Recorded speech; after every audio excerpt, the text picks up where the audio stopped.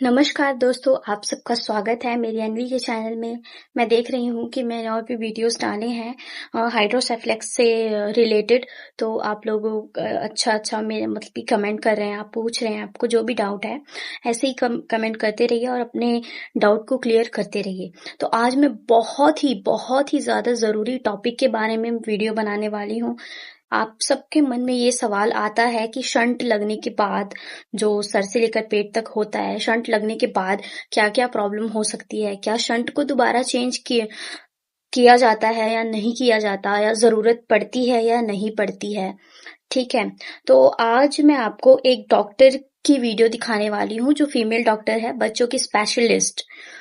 तो आप उनकी वीडियो देखिए आगे, ठीक है? और आप अपने सारे डाउट्स क्लियर कर लीजिए, ठीक है? नमस्ते, आज मैं बताने वाली हूँ कि हाइड्रोसेफलिस में शंट के बाद क्या होता है। बहुत सारे ऐसे प्रश्न आते हैं मेरे पास कि शंट तो डलवा दिया, उसके बाद क्या।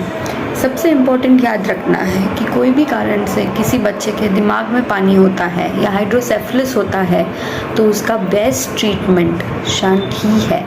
हो सके जितना हम शंट अवॉइड करते हैं, दूरबीन से ऑपरेशन की कोशिश करते हैं, लेकिन कोई भी कारण से वो ऑपरेशन ना हो पाए या वो ऑपरेशन फेल हो जाए या कोई भी और कारण से वो ऑपरेशन नहीं कर पाते हैं तो शंट ही करते हैं।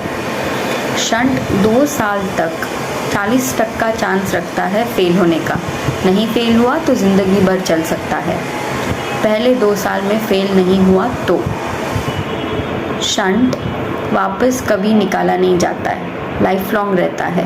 तो जो कोई ऐसा डॉक्टर आपको बताए कि ये शंट निकाल देंगे 2 साल में 3 साल में, वो एक्चुअली सही नहीं है। शंट एक बार डाल देते हैं तो यही समझ के डालते हैं कि वो परमानेंट है।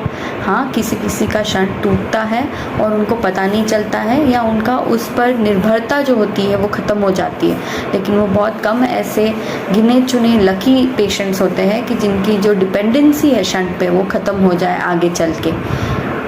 और शंट का ध्यान कैसे रखना है, तो शंट को आप बाहर से कुछ नहीं कर सकते। शंट पूरी नली अंदर की अंदर रहती है, लेकिन कभी कभी जब बचपन में शंट डाला जाता है तो वो गर्दन में खिंचाव सी आती है और बहुत सारे बच्चे जब बड़े हो जाते हैं तो उनका शंट गर्दन में ही टूटता है। तो अगर गर्दन में दर्द होना शुरू हो या गर्दन में खिंचाव होना हो तो शायद कभी कभी वो कड़क हो जाता है उसके आजू बाजू शंट के, तो उसको हल्के से गर्म पानी से नहलाना है और हल्के से मालिश करनी है बस। शंट इतना लंबा रहता है कि वो उम्र भर चल सके, उसको बदलने की ज़रूरत जनरली नहीं पड़ती है लेंथ की वजह से।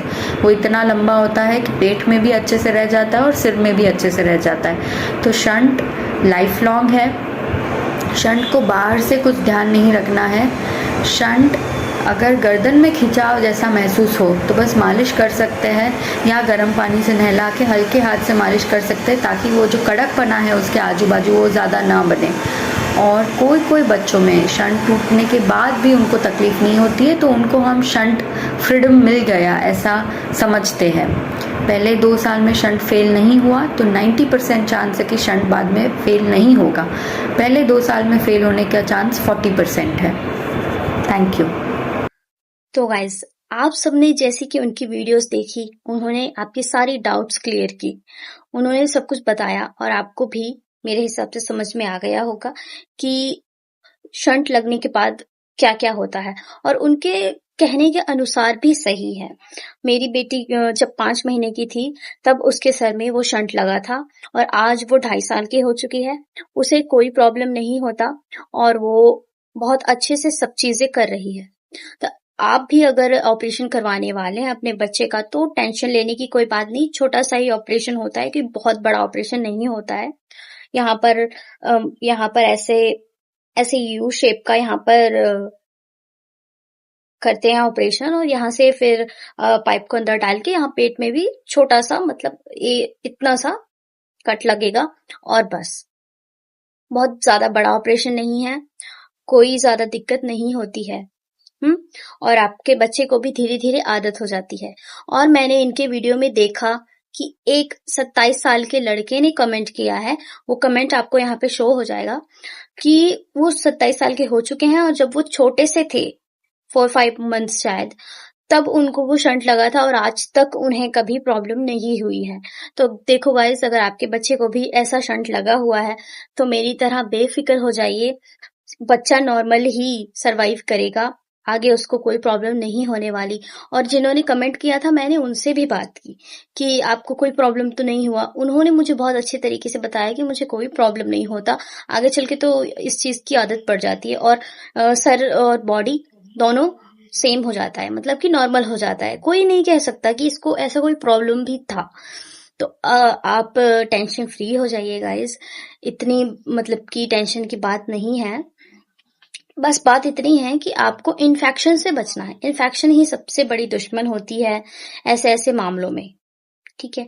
अगर आपके बच्चे का एकदम ताजा ताजा ऑपरेशन हुआ है तो आप उस चीज का बहुत ख्याल रखिए। उस टाइम पे अगर इन्फेक्शन हुआ तो फिर चेंज करना पड़ सकता है। तो इसीलिए आप इस चीज का बहुत ख्याल रखें कि उस समय बच्चे पर कोई भी इन्फेक्शन, किसी तरह का इन्फेक्शन ना हो। यहाँ तक कि जब मेरे बच्चे का ऑपरेशन हुआ था तो मैं सैनिटाइजर रखती थी अपने पास और मतलब कि अच्छे से अपना हैंड वॉश करके अपने सब तरफ मैं तो सैनिटाइज कर लेती थी अपने आप को। उसके बाद ही उसको मैं उठाती थी अपने गोद पे और उसके भी टाइम टाइम पे जो उसका जख्म होता है उसको ड्राई रखती थी, ताकि कहीं उसको हर चीज पे मतलब कि ध्यान रखिए शुरू शुरू अगर ऑपरेशन हुआ है तो।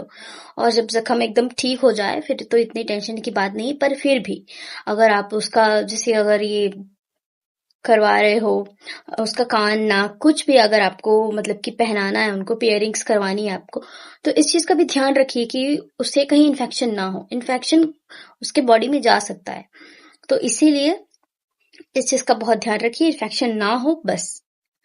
और बाकी सब तो ठीक ही रहेगा, आपका बच्चा भी बिल्कुल नॉर्मल हरकतें करने लगेगा। तो बस इतना ज्यादा घबराने की कोई बात नहीं है।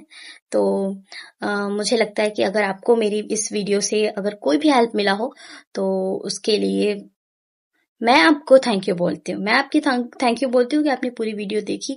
आपको अगर इस चीज से कोई भी हेल्प मिली है तो मुझे बहुत अच्छा लगेगा, क्योंकि बहुत सारे ऐसे बच्चे हैं जिनके और बहुत सारी ऐसी माएँ हैं जो बहुत टेंशन में रहती होंगी कि आगे चल के अगर चेंज करना पड़ गया तो क्या होगा। तो आप टेंशन मत लीजिए, अब आप बेफिक्र हो जाइए। मैंने ये जो डॉक्टर हैं इनकी आईडी डिस्क्रिप्शन में लिंक कर दी है, आप चाहें तो इनकी और वीडियो देख सकते हैं और इन्फॉर्मेशन ले सकते हैं इनसे। और अगर आपको इनसे बात भी करनी है तो इन्होंने अपना व्हाट्सएप नंबर भी दे रखा है, आप इनसे मैसेज करके भी बात कर सकते हैं। और मैंने भी इनसे मैसेज में बात की थी, वो आपको यहाँ पर शो हो जाएगा, तो आप देख लेना। वो अच्छे से बता देते हैं कि क्या प्रॉब्लम हो सकती क्या नहीं हो सकती। आप अपने बच्चे का वीडियो बनाकर भेज सकते हो या अपनी प्रॉब्लम बता सकते हो, ठीक है। वो अपना एड्रेस वगैरह सब कुछ बता देती हैं अच्छे से, तो आप उनसे भी बात करके देख सकते हो। कोई भी अगर डाउट है, अगर अच्छे से क्लियर करनी है तो आप उनसे ही डायरेक्ट बात कर सकते हो। Thank you guys.